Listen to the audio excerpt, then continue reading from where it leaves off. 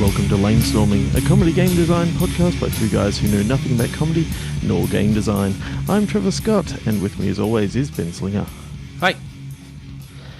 So Ben, this weekend you attended 3 days of PAX. I did. And I attended one. Yep, lots of fun. That was a lot of fun. Met a lot of great game devs and saw a lot of cool games. And yeah, had a good time. We hope to maybe... We talked to a lot of indie game devs about our podcast, and a few of them were, you know, somewhat enthusiastic. So maybe down the line we can get a few of them on and bring some actual game design chops to this podcast. Well, some game development chops even. Well, that's it. Well, people who have gone through that design process, though, and actually come up with real games at the end of it. As opposed to us, you know, we can't be bothered. We just throw it out there into the ether. And then we let other people do it. Yeah, exactly. So while we were walking around PAX, you and I, we actually did come up with an idea for a game.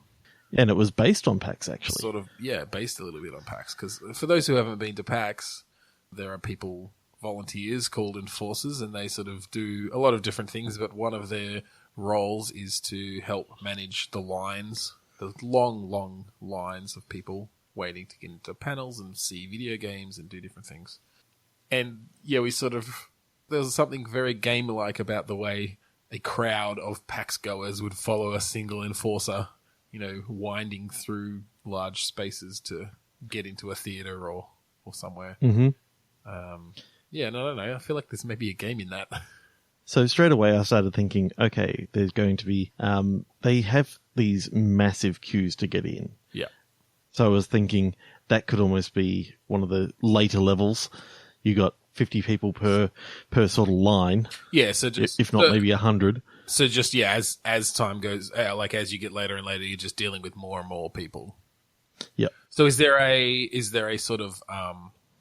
herding aspect to this, or do they just follow you and sort of crowd around you? How is the... I think there's got to be a herding mechanic. Otherwise, you know, it becomes very easy. You sit there and you point and click and tell people when to go. But instead, you've got to position yourself in the right way so that they shape the line properly around you. Yeah. So it's sort of around your movement, I think. Like, so when I was thinking herding, I'm thinking obviously like, you know, dog chasing sheep around and having to put them into position, at which case the sheep are moving away from the enforcers. I guess this is a little bit different. This is almost that the people are attracted to the enforcer and will follow, but yeah, you have to make sure they don't get stuck on anything, that they don't accidentally merge with another queue, that they don't accidentally pass by every other person in the queue and try to get into the line that's moving. Oh, that's right. That's something that actually happened.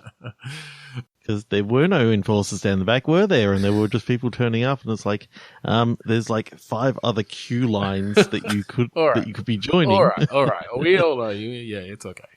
We got in there, Trevor. It's all right. Yeah, we did. But that actually, and that then could be lining up behind you, and I didn't get on a bloody VR. Well, that's another interesting thing too. Like, so let's sort of think of the mechanics that are in play here. So at its very basic level, you are moving an enforcer, and you have a goal to get as many of your PAX goers as you can. Yep, and not piss them off, or yeah. So I was going to say, do they have a mood? Because one of the things that could alter that mood is if you, like, maybe you need to be aware of how many people fit into different rooms and things. Because if people get cut off, like if you don't close off that line before more people line up than can fit into where you need to go, then they're going to get pissed off, right? Mm-hmm. So maybe there's an aspect of sort of estimating how many people you can fit into a space that you perhaps aren't fully aware of yet. And yeah, you just have to sort of make your best guess as to when to cut the line off and sort of start your run through PAX to get to the theater that you need to be at. Yeah, I'm sort of seeing that maybe this game in the easier difficulties has a lot more enforcers and you don't have to do quite as much. Well, so but what in are the later levels... Well, it depends on what the other enforcers role is, like what happens when you run into other enforcers. You need to make sure that you don't confuse these PAX goers. They start following the other, in this case, yellow shirt, being that we're at PAX Australia. Mm-hmm. I think it's blue at PAX West and red at PAX East. I don't know what PAX South is, but they can be different variants. DLC for the different PAXs. So maybe we'll base the maps off the real convention centers that each PAX is in. Mm-hmm. I was actually thinking, a lot later on in the game, you become a head enforcer, so you're sort of like an enforcer of other enforcers, and you got to. So then, is it more like an RTS sort of thing, and you're deploying your enforcers, but each one has a certain skill of what they're good at, and you may have to make decisions as to send the wrong one to the right to say the drop bear theater. Yeah. And they're not good at counting people. They're not good at counting people, so you don't know how many people are already in there. And, this other person isn't good at, like, getting people's attention, so they just ignore him. And this other person isn't good at, like, geeing up the crowd, and waiting to get into the Omegathon final. Yeah. People are getting really pissed off because they're getting bored and they're getting antsy and they've been walking around for 3 days straight. So there you go. So basically each of the sort of big panel, well, you can start at smaller panels, Your very first mission is, and not to disparage any panels, but, is some sort of low-key, local, a bunch of random people put together a panel. It's a lame storming panel. There you go. Your first panel is a lame storming panel that not many people are lining up for. So, yeah, that's your tutorial level, basically. It's on the Friday. Not many people are there yet, so you don't have much sort of crowds going across you and getting in the way of your line, and you have to get them from the queue room to the panel. And for some reason, at this version of PAX, they're not right next to each other. You have to like cross half the floor. They're actually in the tabletop, and you need to go all the way to the Drop Bear Theatre, which is the complete opposite side of the convention centre or the exhibition centre. Yeah, so I feel like there's sort of some interesting mechanics there. There's almost a bit of like maybe as you go along, you've got a number of enforcers on each mission that you can utilize in different ways. So one of them is going to be the one who sort of makes the final run and has the people following him or her, of course. But you can place the other enforcers that you have available to you at particular points on the map. So, if you know that fucking Razor is going to have some huge attention-grabbing bullshit display going on down this particular hallway, where they're throwing out like headphones or something out to people that scream the loudest. Exactly, they can make sure they stay out of the path.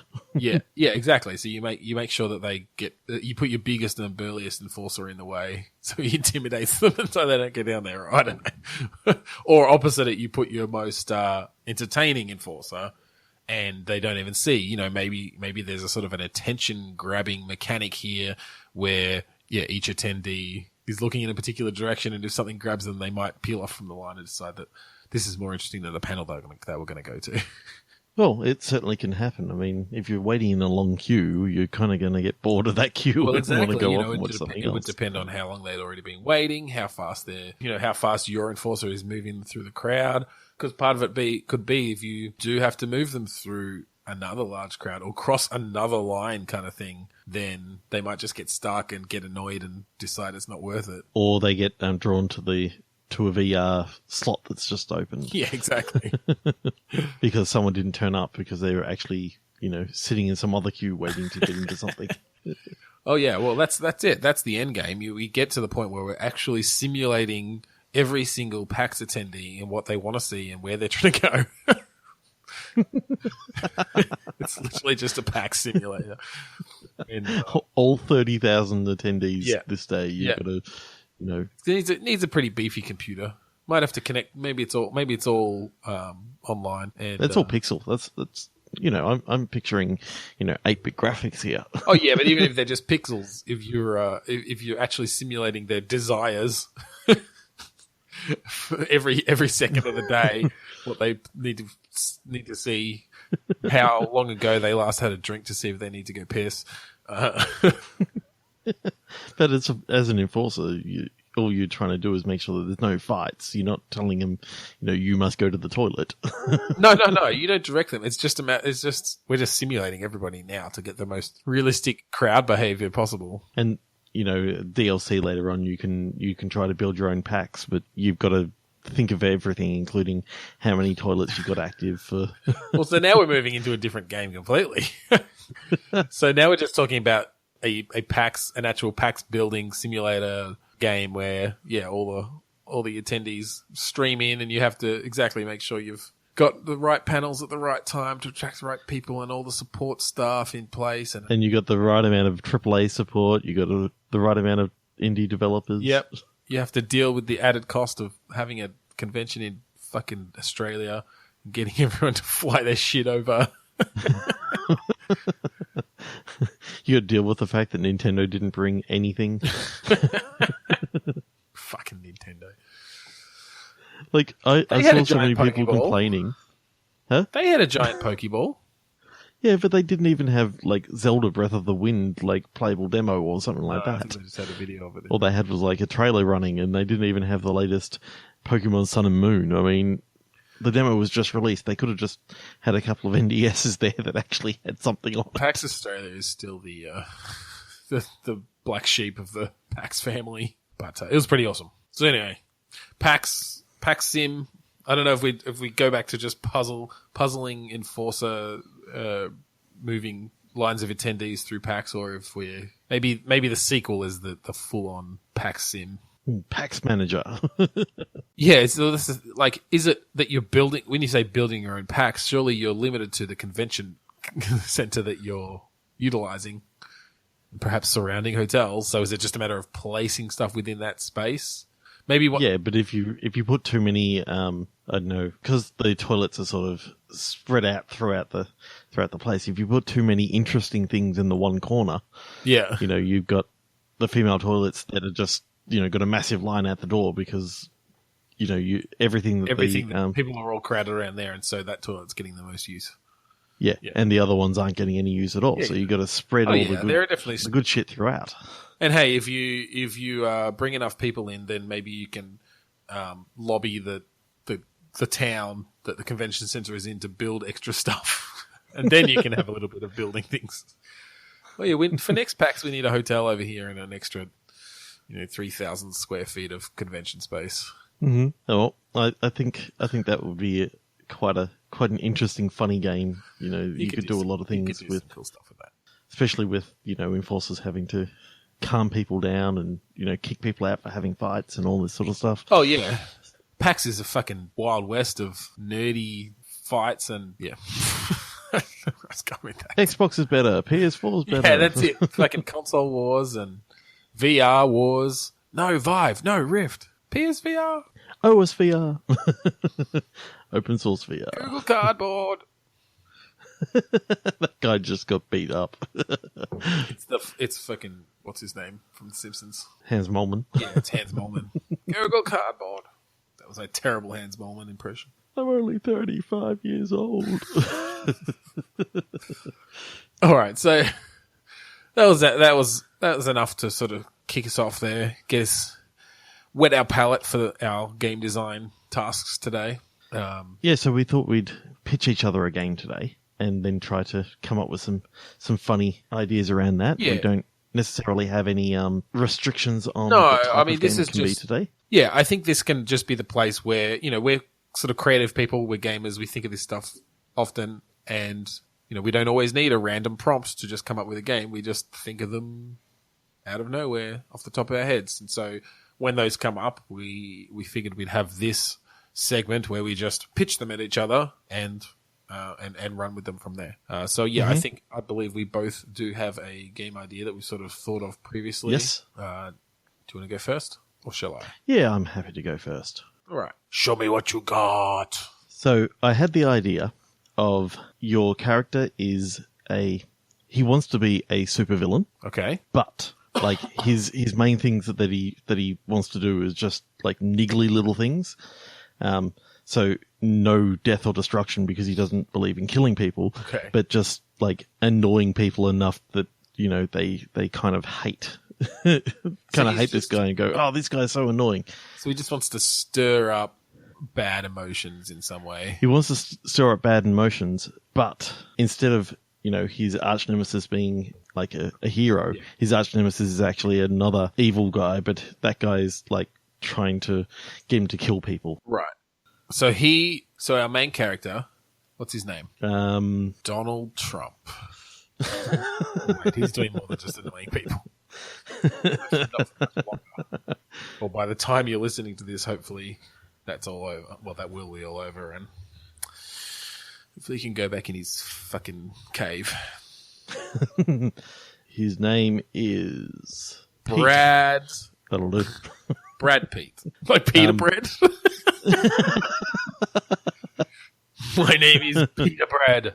I'm slightly annoying. I'm slightly stale. So I was thinking, this would actually be the perfect idea for like a Hitman style game. Okay, yeah, I was going to ask. So, what sort of genre are we going for here? Oh, action adventure-y sort of thing. Yeah. Hitman-esque.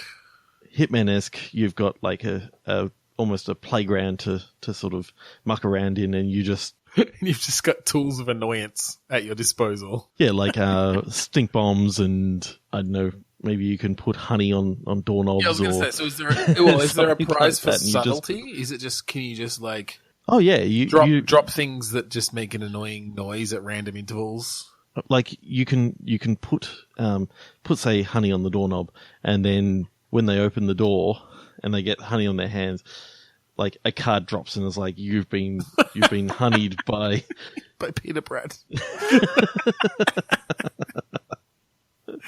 So basically his goal is he just wants everyone to be slightly grumpy all the time.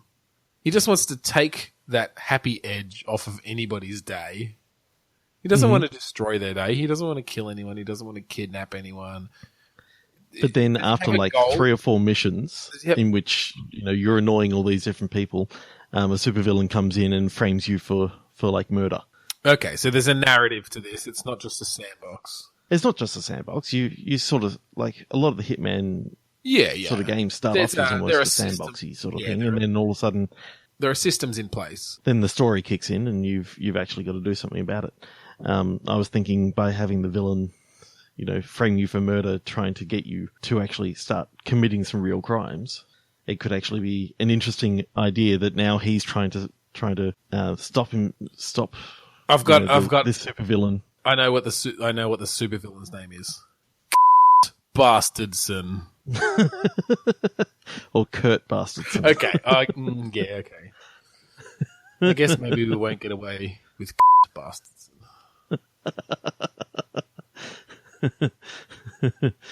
And I mean, his name could actually be Kurt Bastardson, but his like supervillain name could just be the. Well, the thing is that he's just got a really bad graphic designer. The bastard. Well, so his name is just Kurt Bastardson. His logo designer is really bad, and he just sort of made the curve of that R slightly too long.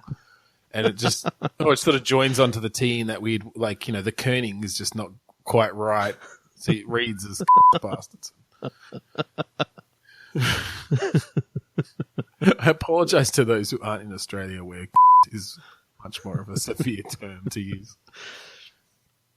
It's still pretty bad. Even here, like I wouldn't ever say it in front of my wife or my parents.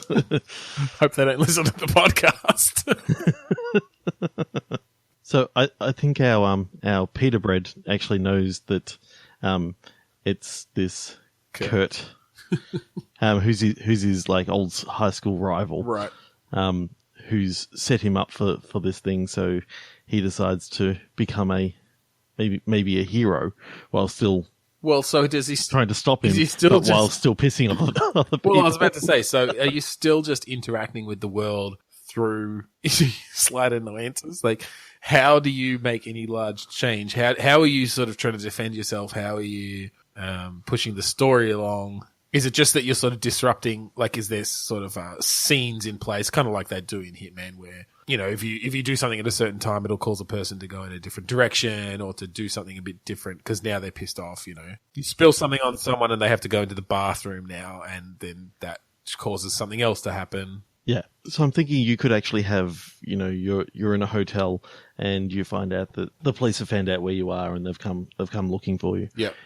And you know that they're maybe 2-3 minutes away, so you set up a few annoyance sort of trap things like that sort of send them off in some other direction. Loud noises. Let's think about the actual tools you have, like the actual gameplay here. So you're walking around trying to be inconspicuous. Do you have to like disguise yourself and stuff like in Hitman? I think you got to get disguises like in Hitman, yeah. Yeah.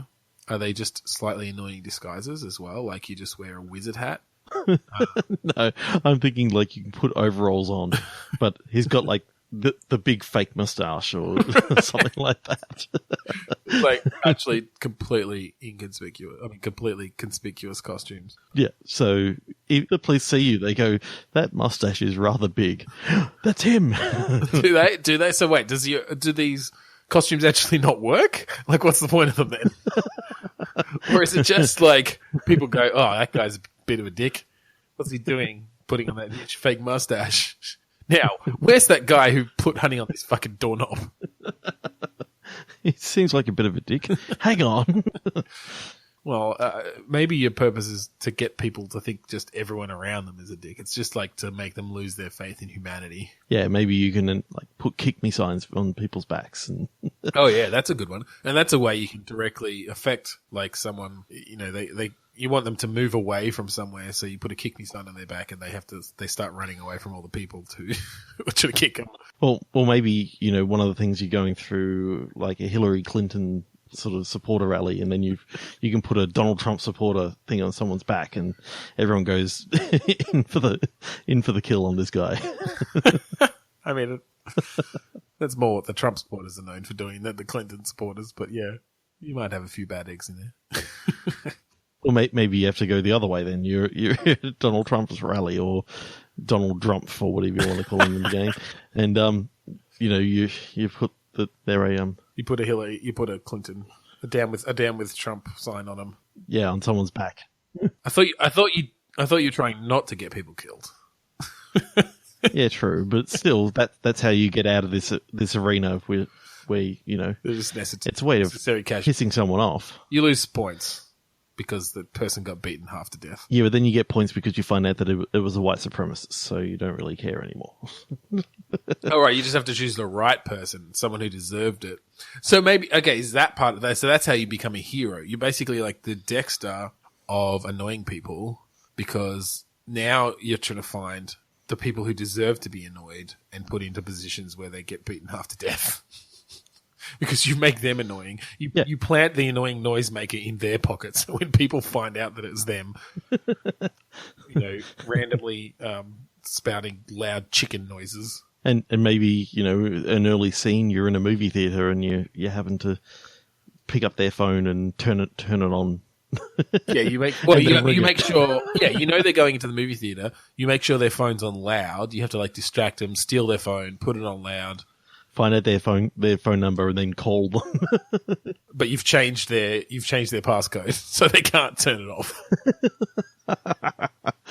Yeah, I'm seeing that, you know, you could actually do some fun things like that, and then, you know, through your awesome disguises with big mustaches and fake beards and yeah, big Marx Brothers glasses, big nose and glasses, all that sort of stuff. Maybe you can start seeing this person had actually stolen a whole heap of jewelry and then was trying to mingle with the crowd, and you happen to bring attention to him, and the police caught up with him, and I don't know, it could actually by setting off a stink bomb and pointing at them to say they farted, it was them.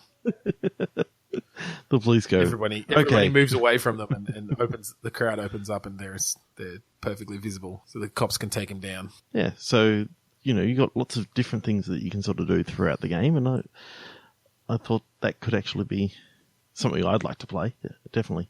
Yeah, there's some interesting ideas there. So I'm just trying to think of the kind of the escalation. Like, are you leveling these things up? Do you get more and more tools as you go along? Or is it just that there are different things in different levels that you can make use of?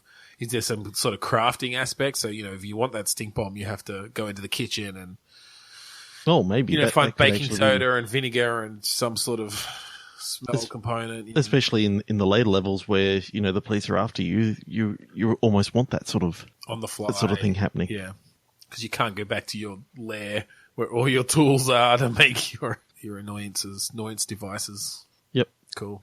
What are we going to call this game? Minor annoyance.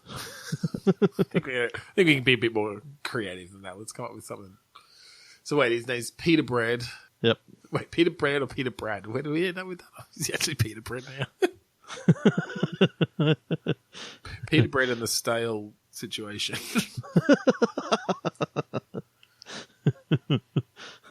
Featuring Cunt Bastards. Wait, Kurt Bastards. Okay, Peter Bred and the stale situation. A Hitman-esque action adventure game with a narrative hook. And you instantly fail the level if you kill someone.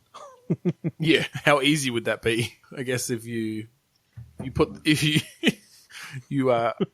honey on the wrong doorknob that happens to be near a beehive and they're allergic to bee stings. Fuck. You put KY jelly on the balcony and they fall off. And fall to their death. Yeah. You throw that stink bomb slightly wrong and it just like erupts into a cloud and they can't see anything and they trip and fall on a rake and it kills them. Right through their eyeball. Yeah, not the standard slapstick falling on a rake. They just fall on the sharp end and die. Didn't stand it or anything. No. It was just literally bang, yeah. tripped over and just impaled themselves on a rake. It was a double-ended rake. So they stepped on the rake on one end, and the other end also had metal spikes that hit them in the face. It's like that's one of those weird double rakes. That's one of the pre-order bonuses is that you can wield the double rake. But of course you can't kill anyone with it because then you'd fail. So in other words, there has to be a farm level as well where you can literally sit down a normal rake. Well, you mean there aren't rakes sitting around in the city waiting for people to slapstick into them? No. You got to actually set that up so that the farmer walks out of his door, you ding dong ditch him. He opens up his door. So that's just funny. That's one of your things. So you're basically just pranking people in different ways. Yeah. So one of your tools is like a lighter and a bag full of dog shit. You can just throw later on in the game when you can't go back. You can just throw that into a crowd. Later on in the game when you can't go back to your workshop, then you've got to go to the toilet. Oh, God. All right, well, I think we got what we could out of that idea, unless you've got anything else. No, I think that's actually pretty good. I'd certainly want to play it. Yeah. Well, that's our goal. Either that or comedy, one or the other, or both, if we can get there. So, where were we? Peter Bred and the Stale Situation, Double Rake Edition. Double Rake Edition. Perfect. I think it's about time to head into the Eye of the Storm. Welcome to the Eye of the Storm. So here's where we do our housekeeping. If you'd like to catch us on Twitter, we're at Lamestorming. You can find us on Facebook, comment and leave reviews, facebook.com/lamestorming. You can email us, podcast@lamestorming.com. You can find us on iTunes. Rate, review, subscribe us there. Just search for Lamestorming. Yep. You can check out our website, lamestorming.com. We'd like to thank Kuradust for the opening and closing tracks, as well as the one you're hearing in the background right now. And we'd also like you to check out our other podcast, Two Sweary Dads. We've now been going for almost 25 episodes. Yep, and that is a podcast about parenting and other dadly pursuits. Cool. Okay, so we're back into Lamestorming. Your time to pitch us a game, Ben. So yeah, I had a bit of an idea. And this, I don't know, this is going to maybe sound a little bit self-serving in certain ways, but my idea was some sort of podcast tycoon game. Mm-hmm. So, So really going in with the like YouTuber life and all those sort of games that have been released lately. Is that a thing? Yeah, it is. Well, maybe they've already done it, but let's talk about it anyway. Yeah, I don't know. So I guess there are those sorts of games, but I'm thinking, a bit of Game Dev Tycoon, a bit of the old Theme Hospital and those sorts of things where, there's a bit of comedy around it, there's a bit of style. But, I'm thinking you're recording your podcast and you have to come up with it. You come up with a title for it. You're initially you're in your mum's basement or whatever. You're in your bedroom in your house. Mm-hmm. Terrible headset with a bad microphone. you have to dedicate time to podcasting and editing and all the different things, and you start off with a particular skill set, or you can assign those skills, Mm-hmm. and then building up from that, obviously, to sort of see how far you can go. You slowly build up the audience based on how often you release and the sort of final quality of those episodes. I guess there's a very game dev tycoon sort of aspect to it. I don't know. What else do you think we can add to this to make it somewhat unique? Being a podcaster, I mean, we've been doing this for 6 months now, so I think I can call myself a podcaster. Yeah. I spend most of my time at work and not doing podcasty things. So I'm seeing that 90% of the game is literally going to be either sleep or eating or time at work, and then the rest of the time is like editing and doing the podcast things and thinking of new things to talk about. So yeah, I guess where do we find the game mechanics in that, I guess? Well, Job Simulator is actually kind of awesome. So if you can get something around that in VR, maybe. Well, I mean, that's kind of taking away from the podcast aspect of it. I don't know that you'd actually want to simulate the vast majority of time that's spent not doing podcast stuff. But having said that, a tycoon sort of game that is VR focused like that could be really cool. So maybe it is a little bit Job Simulator 3000, where you're initially given a space and you can basically go shopping, right? And you can choose how much to spend on the microphone, and you can pick where to put it on the room. You can decide whether you want to get some, sound baffling stuff to make it sound a bit better. You can decide whether you want to, use the free editing software or purchase the better editing software. And, but if your skill's not good enough, then you can't actually use the better editing software because there's too many options and you don't know what they all do. But there are sort of mini games for each little aspect, and they're all done in VR. Maybe like microphone technique.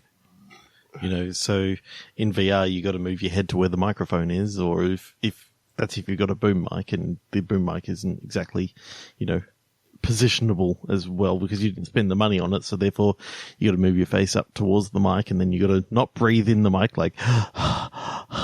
Yeah, I wonder. Oh, geez, I wonder how easy it would be to determine breathing from actual speaking. I'd hope really easy so that we could actually. Well, so the other thing is, so what's interesting though, so obviously your VR headset, I don't know. Do any of them have microphones built in? Yeah, maybe. Oh, it's either way, possibly like a headset sort of thing. Headset or something. But I'm amused by the difference between, obviously, like within the VR space, your microphone is going to be moving around, whereas in real life, your microphone is right there. So you're just going to have to do some nice little stuff where it only obviously takes notice of what's coming in your actual physical microphone when your virtual microphone is close to your face in VR. Yep. Yeah, I mean, maybe you can have some sort of little mini games. Like the actual act of podcasting is almost a bit of you sort of have to read off a teleprompter, and yeah, like if you need to breathe, make sure that you move it away, or if you need to cough, you have to make sure you got a cough button. Yeah, you have to make sure to drink enough water. You have to. I don't know. I'm trying to think. Maybe it's almost a rock band style thing, like you're doing the vocals in Rock Band, but you just have to speak them. But here comes a breath, so you got to make sure you actually have to do that breath out away from make sure you move the microphone away. Well, I'm thinking yes, that's the easy mode where you got the teleprompter and stuff, but the expert mode you actually got to do a podcast. You just end up doing a podcast. How would the game judge that? On the length, on the amount of pauses, on. But could you just be like speak gibberish? Oh no, you'd have some sort of awesome to make sure that is actually relevant. Grammatics makes sense. And then what it does is it uploads it to iTunes and determines if so basically you get lots of 5-star reviews. So actually, we're just gamifying actual podcasting. Yeah. Yeah.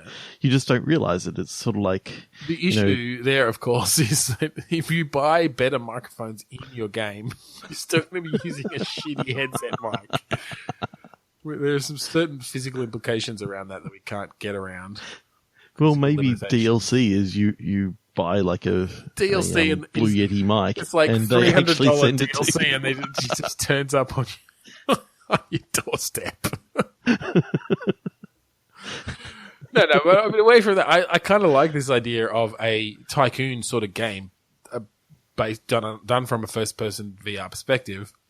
And as you do get more followers and enough to get sponsorship or something, or you're putting enough of your own money into it, you do upgrade your space, and now you've got a bigger space, you've got a better microphone, you've got the boom mic. So yeah, you have to sort of figure out your mic technique with that, and because that's a very different thing.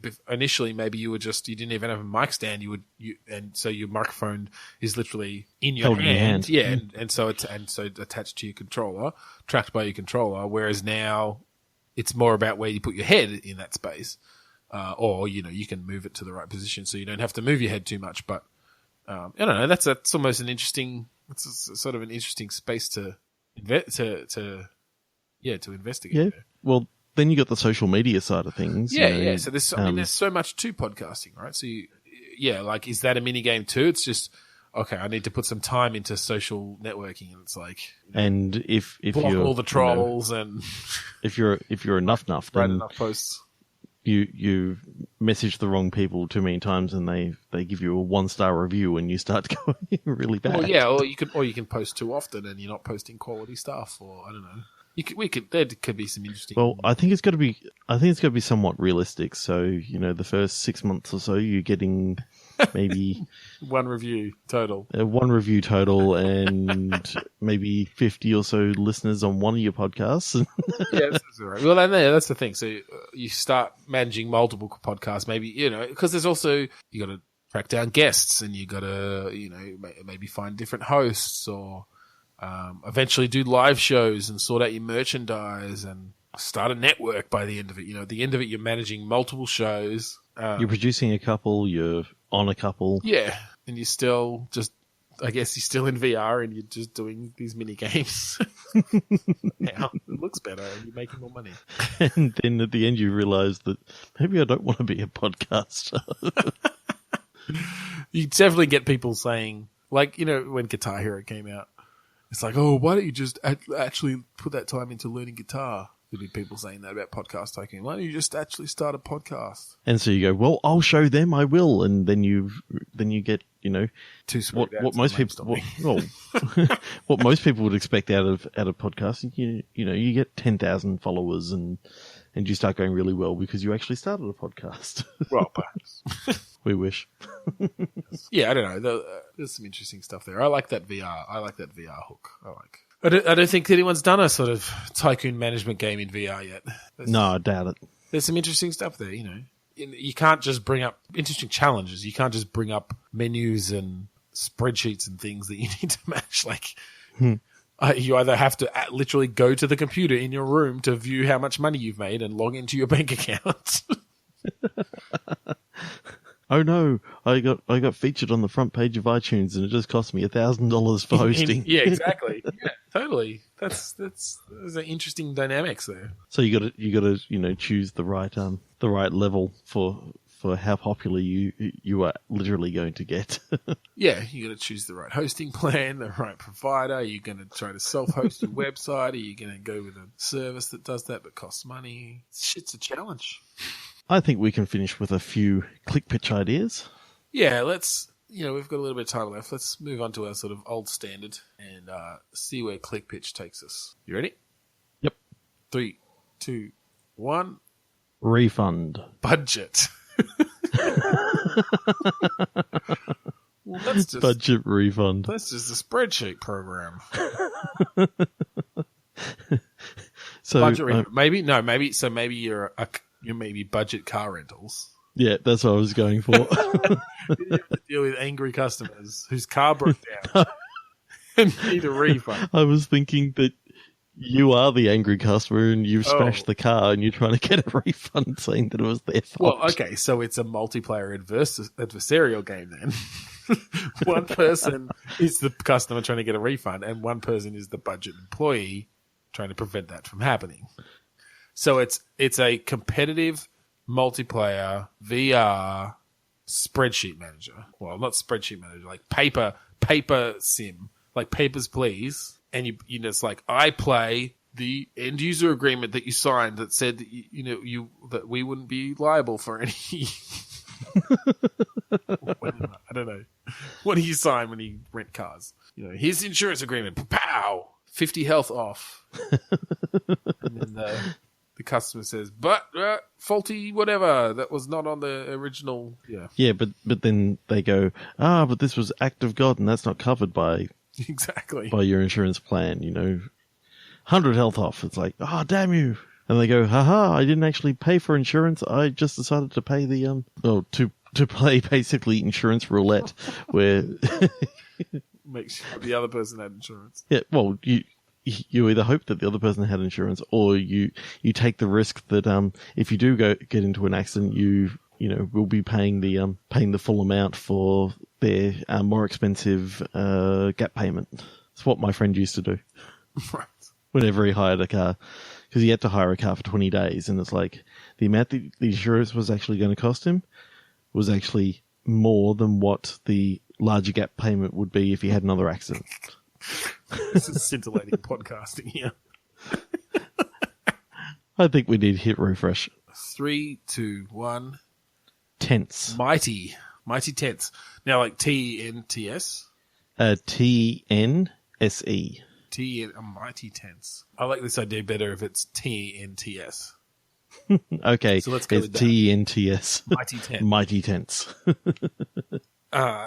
So this could be like a physics sim tent building sort of thing. So yep, it's almost. Have you seen that home improvisation game where you just basically get a bunch of IKEA pieces and they take the box and the instructions away and you have to figure out how to put it all together? Mm-hmm. I'm thinking kind of like that, except you get a bunch of tent poles, guy ropes, canvas, and you have to try to build a tent. In the Australian outback, so you got like drop bears and you got to fend off drop bears and dingoes trying to take babies. Tasmanian devils. Yeah, kill a mosquito. Yeah, they come through as a whirlwind, and the wind catches your tent and blows it away. So and if the what's it called aren't deep enough. Yeah, the pegs. If you haven't put your pegs in the right sort of ground, yep. If it's just in sort of a bit of mud, then it's just going to slide right out. But if you've managed and if it's in too hard of dirt, then it's not going to grip onto it. It's just going to. Well, it's all about the angle too, right? Like you got to put it at basically perpendicular angle, so when the rope pulls on it, it's not just yanking it right out of the ground. Yeah. So once again, VR. Yeah, with a robust physics engine. You could come up with some pretty awesome tents, but because it's multiplayer, right? Maybe you got it's multiplayer. It's VR. 8 people in this campsite. Someone's building a really nice tent. You pick up one of your fucking poles like a javelin, one of the ones with the pointing bit on the end to go through the canvas. Just stab it through the canvas and just throw it at them. Yeah, they need to redo that whole section. And then I don't know, maybe you can have someone controlling what acts of nature would be coming through at what time. Or maybe those are power-ups, right? Like it's a competitive thing, and if you it's like, you've built a 1.5 meter square room that is completely enclosed, so based on that you get a gust of wind power-up that you can use on someone else just at the right time when they're trying to put that last piece of canvas on, and it just tears it right out of their hands. Maybe one of the other power-ups is like the massive huntsman. Oh, yeah.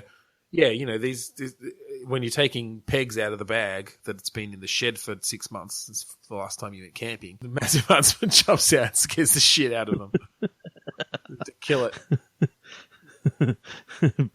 But if you don't kill it quite right, it comes back in the middle of the night. You have to make sure on your face. You have to make sure that you got the body. You can't just wing it. You don't want a 6-legged huntsman coming back for vengeance in the middle of the night. Because those bastards can still move fucking fast. Yeah.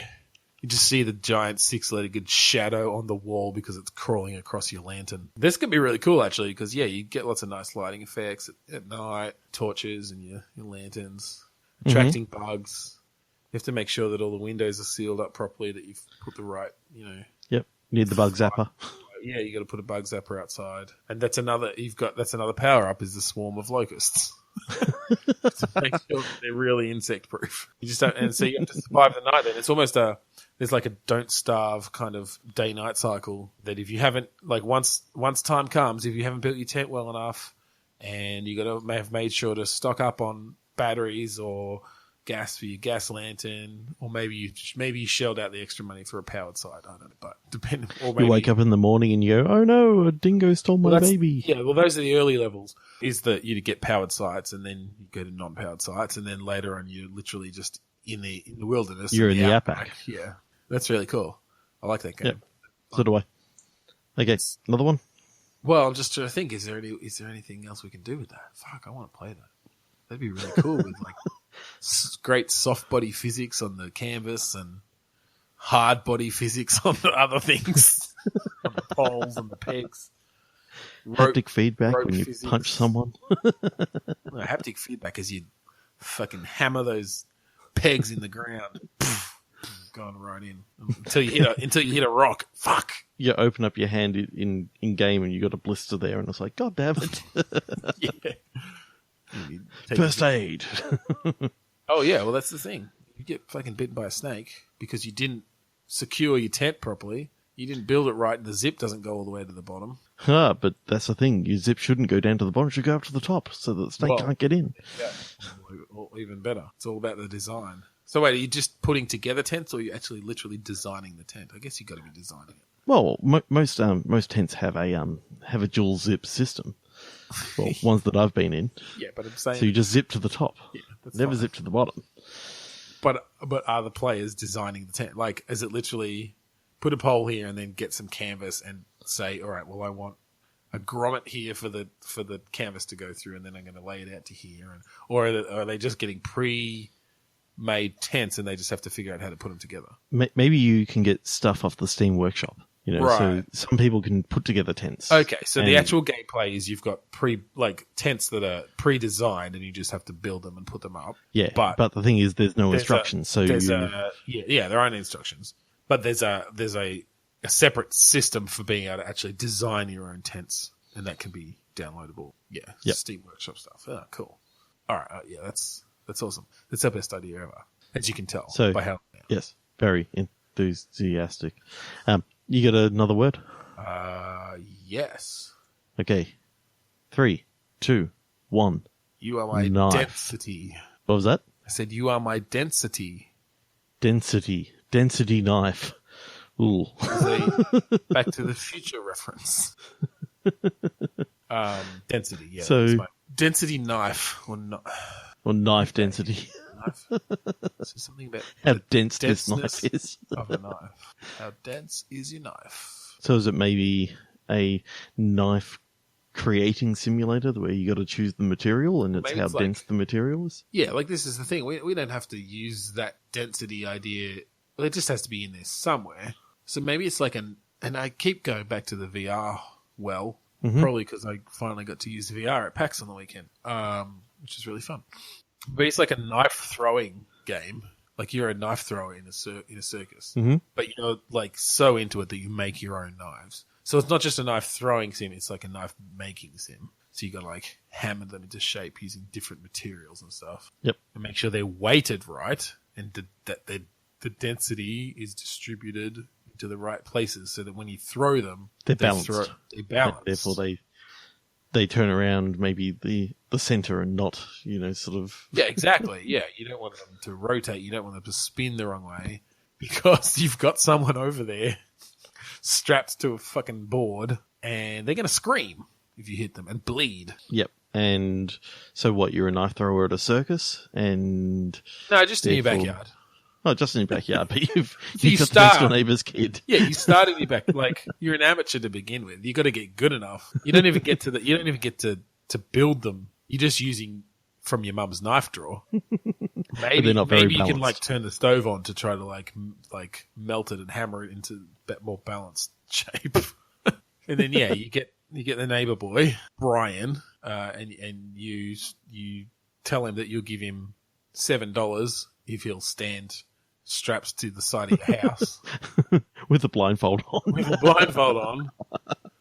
And you just go at it. Have at it. Put an apple on his head. You're feeling really brave. Like, seriously, a game in VR where literally you've just got a ton of knives and shit to throw them at, like, including people. It's a no-brainer. Soon, literally, because Brian... He's going to die. Brian. No, that was bad, dude. That was really fucking bad. That's fine. Deal with it. And then, you move up, a talent scout comes by, who, of course, is just wandering the neighborhood looking for knife-throwing talent. Recruits you. You're in the circus. You've got better tools for building your knives, different materials. You end up, it's like Minecraft. You get a diamond knife. That's the top level. Obsidian knife. Super dense, super balanced. Cut through anything. Or you get a knife made out of dwarf star alloy. Exactly. You go to throw it and it just falls down to the ground straight away. Adamantium knives. Aluminium. Okay, we'll do one more and then we'll finish up. 3, 2, 1. Cool. Corpse. Cool corpse. So it's all right. Oh yes, VR again. Oh no. Weekend at Bernie's VR edition. He's cool for multiple reasons. He's wearing sunglasses. Yeah. And also he's been dead a while. Okay, so is it Weekend at Bernie's 2 where he's a zombie and therefore moving Weekend at around Bernie's whenever the 3, music plays? It's like it's the VR sequel. Yeah, but there's one thing missing from a lot of VR, and that's smell mechanics. Well, yeah, but we're going to revolutionize VR. It's the Oculus Sniffed. The Oculus Sniffed. Yeah, exactly. Love it. And now we have smell. So there's a little chemical factory in there that just can create any smell you want, including a rotting corpse. But he's cool. It's a cool corpse. He's cool. He's cool. He's with me. He's cool. Okay, so I wonder though. It's a number of years later. Well, it's Weekend at Bernie's 3, Son of Bernie. Okay, yes. Son of. Well, no. He can't have impregnated anyone while he was dead. It happened beforehand. He just didn't know. It's an estranged. His estranged son dies. He's also named Bernie. It's Bernie Jr. It's Weekend at Bernie Jr.'s, and his who was it in that movie? Like his nephew or something? I don't remember. Why would they add this old dude's play? Like they that's a priority. Let's watch fucking Weekend at Bernie's again. You got it. Okay, now we're back. We've watched it again. Yeah. Now let's think about this, because it would be difficult to come up with AI that can actually tell how well you are moving a dead body to make it seem alive. I think, unlike revolutionizing VR and creating smell technology. Hang on, that's easy. Why would that be hard? You just Bernie is a ragdoll. Yeah, but how does the AI know how convincing? I feel like this has to be a multiplayer thing where there's someone else that you're trying to convince. Like you're trying to convince someone else. They have to figure out who the dead person is.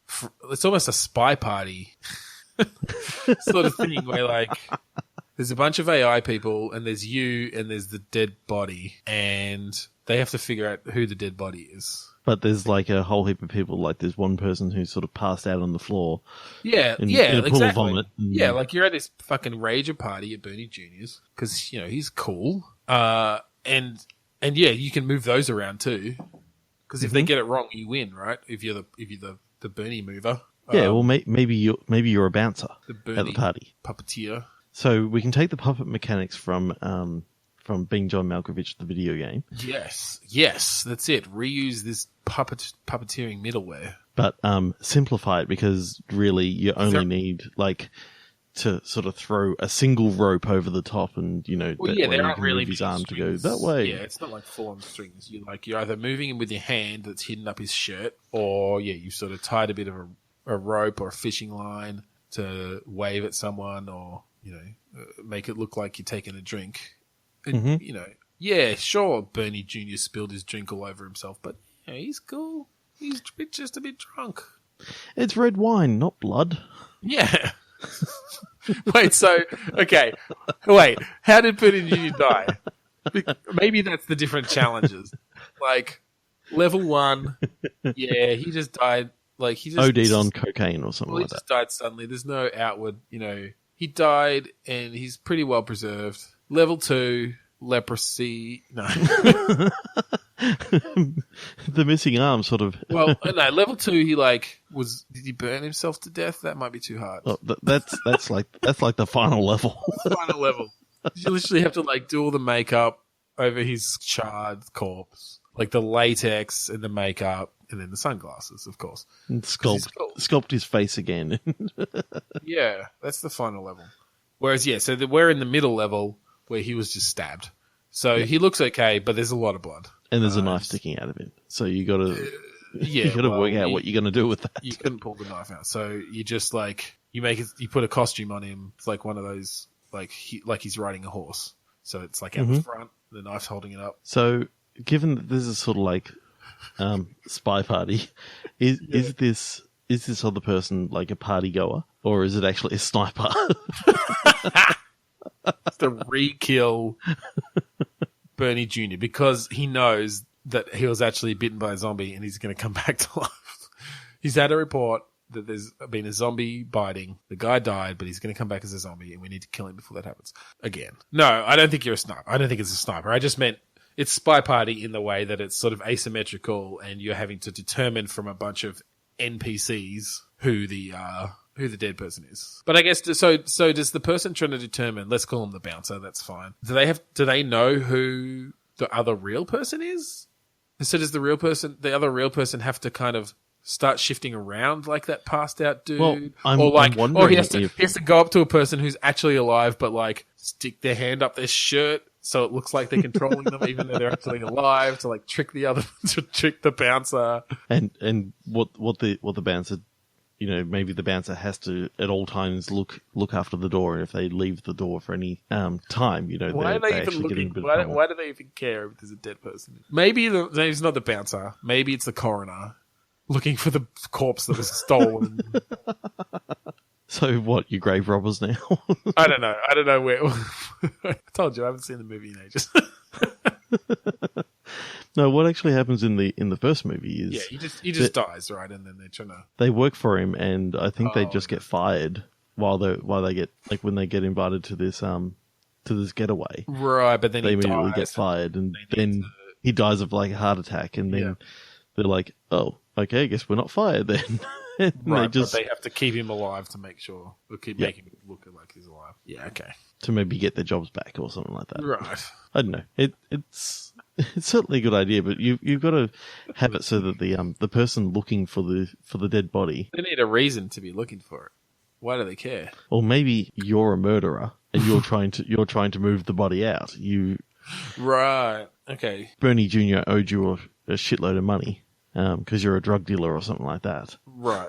And wait, so why do you kill him? You're not going to get your money back that way. Oh, well, you're saying that you need to keep him alive long enough to try to get your money. Maybe that's it. You accidentally killed him in the process of trying to beat him close enough to death that he'd pay you. You went too far. Yep. Now he's invited his accountant here, and you need to make sure the accountant thinks he's alive long enough to transfer you the money. Yeah. So it's no longer a. So it's no longer. Game.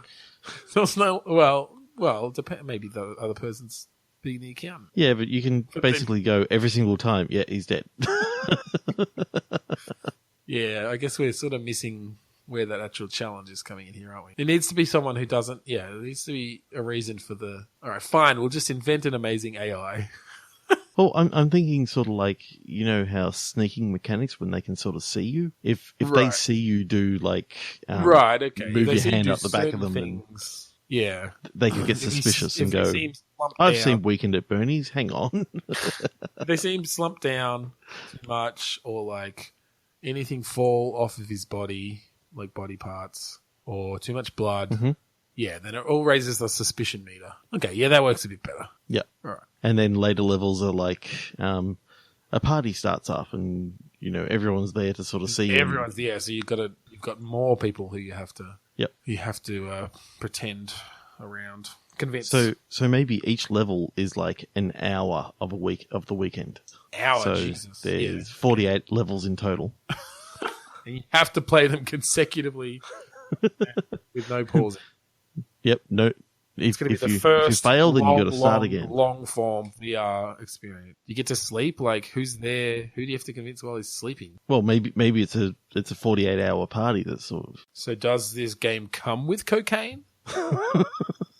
Like in the box?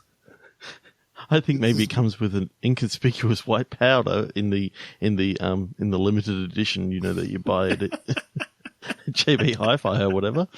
You know, it comes in a nice container. Tin box that opens up. It's got a mirror inside for you to snort off of. But what they don't tell you is it's Whiz Fizz. Oh, God. Whiz Fizz? Jesus Christ, I haven't had that in forever. All right. I had to go for a white powder that I could think of straight away that wasn't icing sugar. Well, what do you think, Trevor? Should we start development? No, I can't be bothered.